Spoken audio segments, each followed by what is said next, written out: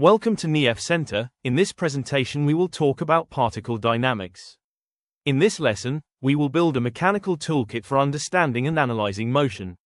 The main objective is to understand how forces influence the motion of a particle and how Newton's laws allow us to predict that motion. Throughout the presentation, we will move from the fundamental concepts of dynamics to different types of forces and finally apply Newton's laws to practical mechanical problems.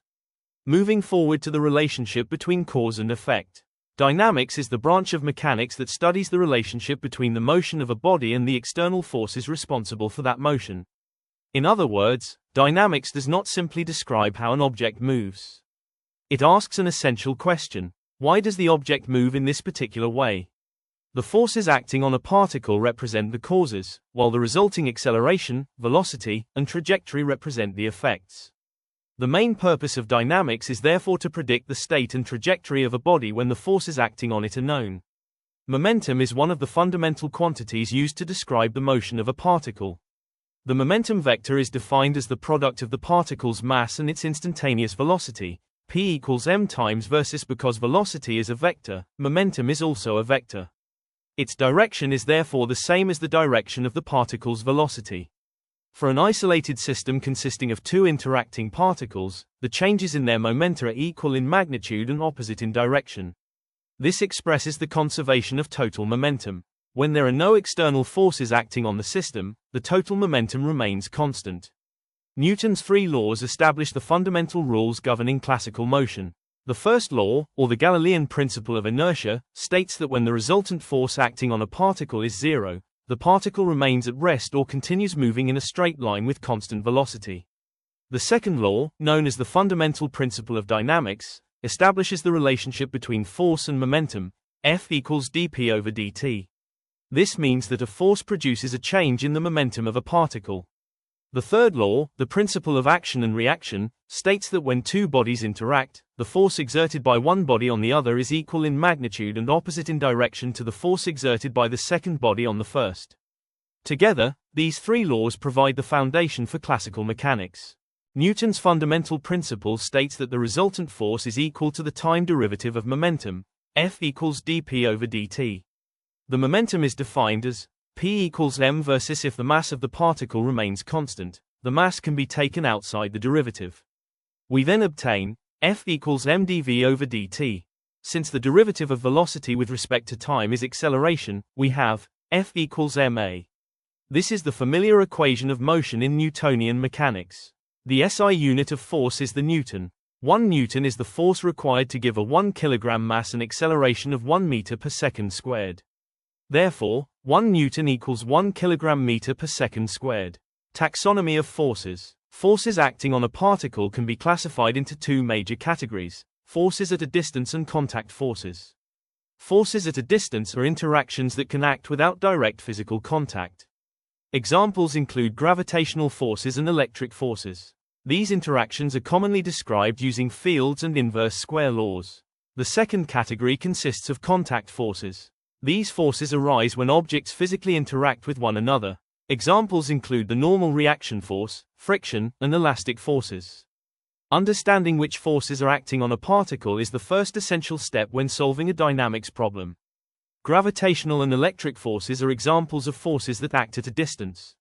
Newton's law of universal gravitation gives the magnitude of the gravitational force between two masses as proportional to the product of their masses and inversely proportional to the square of the distance between them. Similarly, Coulomb's law describes the electric force between two charges.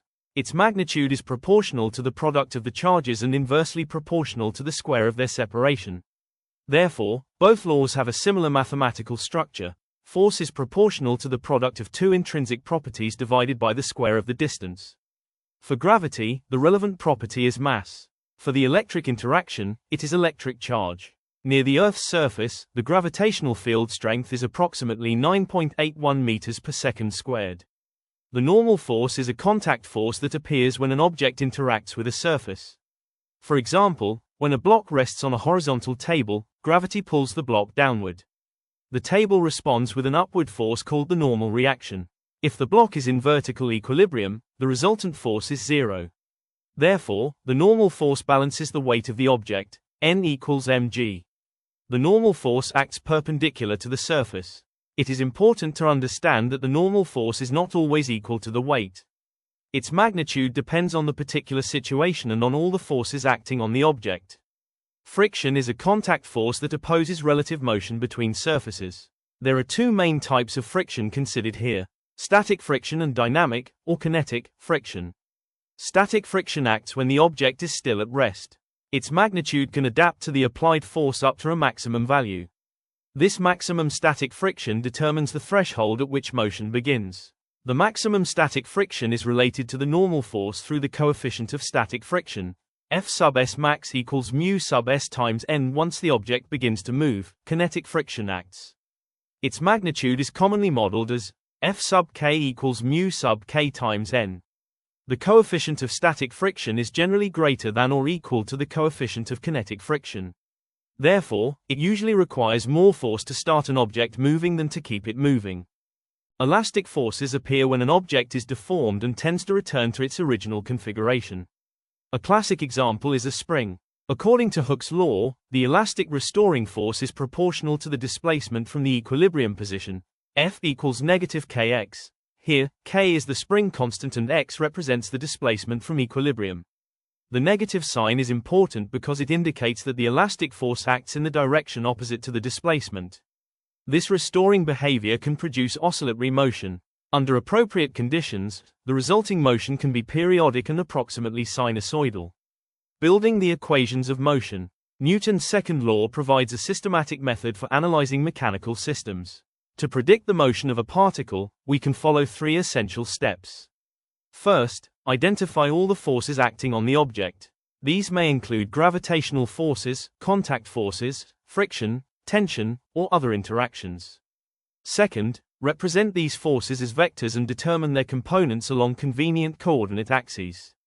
Third, calculate the vector sum of the forces and apply Newton's second law. The sum of F equals ma. If the acceleration is zero, the particle is in equilibrium. If the acceleration is non-zero, the resultant force determines the particle's acceleration and therefore its subsequent motion. This procedure transforms a physical situation into a mathematical equation of motion. Application 1. A block on an inclined plane. Let us now apply Newton's laws to a practical problem.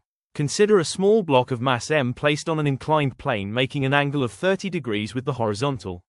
The block is initially at rest at point A. The objective is to determine the coefficient of static friction required to keep the block in equilibrium and prevent it from sliding down the inclined surface. This problem illustrates how gravitational force, normal reaction, and friction work together to maintain equilibrium. The key idea is to decompose the weight into components parallel and perpendicular to the inclined plane. Because the block is in equilibrium, the resultant force must be zero. The sum of F equals 0. We choose two axes, one perpendicular to the plane and one parallel to the plane. Along the perpendicular direction, the normal force balances the perpendicular component of the weight, N equals mg cosine alpha. Along the direction parallel to the plane, static friction balances the component of gravity pulling the block downward, F sub s equals mg sine alpha. At the limiting condition for equilibrium, static friction reaches its maximum value, F sub s equals mu sub Sn. Substituting the expressions for friction and normal force gives mu sub s equals mg sine alpha divided by mg cosine alpha. The mass and gravitational acceleration cancel, giving mu sub s equals tangent alpha. Thus, the required coefficient depends only on the inclination angle. Application 2. Forces in circular motion. The second application concerns a particle undergoing circular motion. The system consists of a mass connected by two wires. The upper and lower wires exert tension forces on the mass, while gravity acts downward. When the system rotates, the particle follows a circular path. Circular motion requires a centripetal acceleration directed toward the center of the circle, a sub c equals v squared divided by r. The objective is to determine the tensions in the two wires and, in particular, the minimum angular velocity required to keep the lower wire taut. The important physical condition is that a wire can remain taut only when its tension is non-negative. Therefore, the minimum angular velocity corresponds to the limiting situation in which the tension in the lower wire becomes zero. Determining the minimum angular velocity. We now apply Newton's second law to the rotating system. In the vertical direction, the forces include gravity and the vertical component of the upper wire tension. In the horizontal direction, the tension components provide the centripetal force required for circular motion. The centripetal acceleration is a sub c equals v squared divided by r, since the tangential speed is related to angular velocity by v equals omega r. The centripetal acceleration can also be expressed in terms of angular velocity. After combining the force equations and using the geometry of the system, the tension in the lower wire can be obtained. The critical condition occurs when the lower wire is just about to become slack. At this point, T sub 2 equals 0. Setting the lower wire tension equal to 0 gives the minimum angular velocity required to maintain the wire under tension. This final result represents the operational threshold of the rotating system. Below this angular velocity, the lower wire cannot remain taut. That's all for today. See you next lesson.